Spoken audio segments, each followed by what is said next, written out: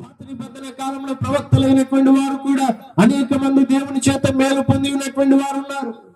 సేవకులైనటువంటి వారికి ఇచ్చుట ద్వారా, సేవకులైనటువంటి వారిని పోషించుట ద్వారా దేవుడు వారి కుటుంబాలను ఆశీర్వదించాడు. ఇచ్చుటలో ఉన్న ఆశీర్వాదం ఎలా ఉంటుందంటే, ఇదిగో దేవుని యొక్క వాక్య గ్రంథంలో ఏలియా ప్రవక్త కనబడుచున్నాడు.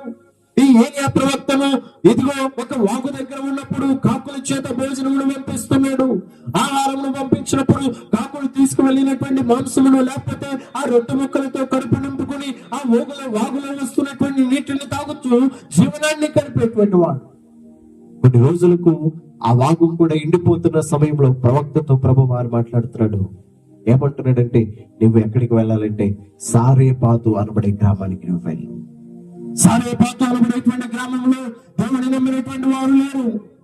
సారేపాతు అనబడేటువంటి గ్రామంలో అన్ని లేనటువంటి వారు బ్రతుకొచ్చినటువంటి దినాలు, అన్ని లేనటువంటి వారు బ్రతుకొచ్చినటువంటి గ్రామం కనుక ఆ గ్రామంలో ఇదిగో ఒక పేద విధవరాల దగ్గరకు వెళ్ళమని చెప్పేసి అన్నాడు.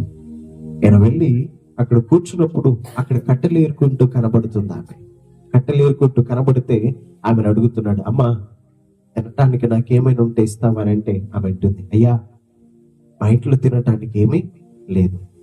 ఈ పూటకి సరిపడా 2 రొట్టెలకు సరిపడా పిండి మాత్రమే ఉంది. ఒకటి నాకు, మరొకటి నా కుమారునికి అప్పము కాంచుకుని అవి తిని మేము చనిపోదామని అనుకుంటున్నామయ్యా.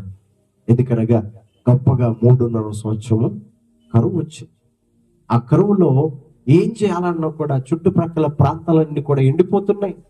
నీరు భూమిలో ఆవిరైపోతున్నాయి. ఎక్కడ చూసినా పంట లేదు, పంటలు. అలాంటి పరిస్థితుల్లో సేవకుడిని ప్రవక్తను అక్కడికి పంపించాను.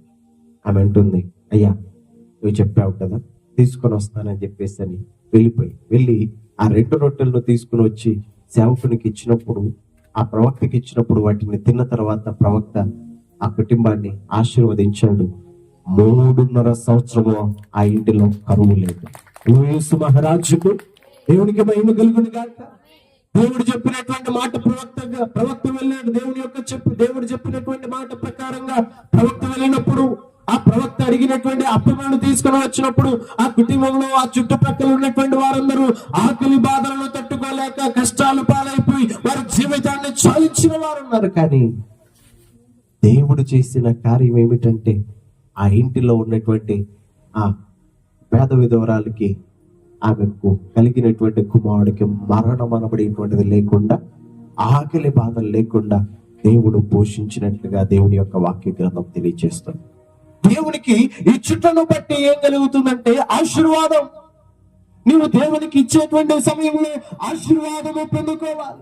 దేవుని యొక్క సన్నిధిలో ఇచ్చేటువంటి అర్పణను బట్టి నీవు దీవించబడాలి.